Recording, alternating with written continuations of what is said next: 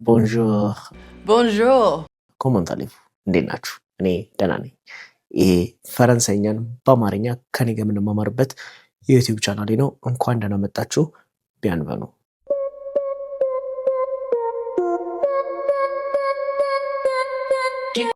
ዛሬ የምንማረው ቃል የሚሆነው ኤኩቴ ይባላል።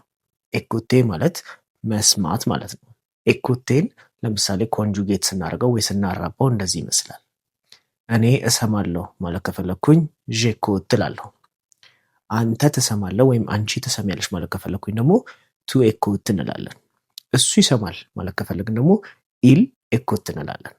እሷ ትሰማለች ማለት ከፈለግን ኤል ኤኮት እንላለን። አሁን ደግሞ የሰው ቁጥር ብዙ ሲሆን ለምሳሌ እኛ እንሰማለን ማለት ብንፈልግ ምን እንላለን? ኑዝ ኤኮቶ እንላለን። ወይም ደግሞ እናንተ ትሰማላችሁ ወይ እርሶ ይሰማሉ ማለት ከፈለግን ደግሞ ምን እንላለን? ቡዝ ኤኮቴ እንላለን። መጨረሻ ላይ ደግሞ እኛ ሳይሆን እነሱ ይሰማሉ ማለት ከፈለግን ምን እንላለን?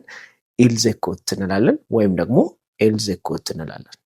አሁን ደግሞ በምሳሌ ነው።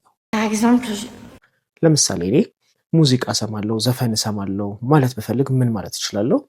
ጄኮት ደላ ሚውዚክ እላለሁ። አብራችሁን በሉ። ጄኮት ደላ ሚውዚክ። አሁን ደግሞ ፊልም ላይ ወይም ደግሞ እንደዚህ ቲያትር ላይ ምናምን ኤኩትሟ ሲሉ ከሰማቸው ምን ማለት ነው?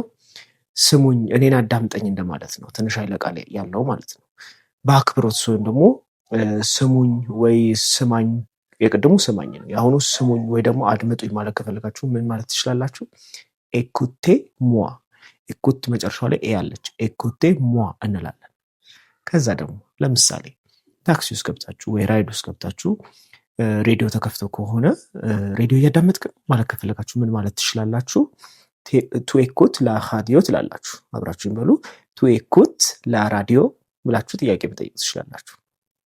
መልካም። ይሄ ቪዲዮ ከተመቻችሁ ላይክ አድርጉ።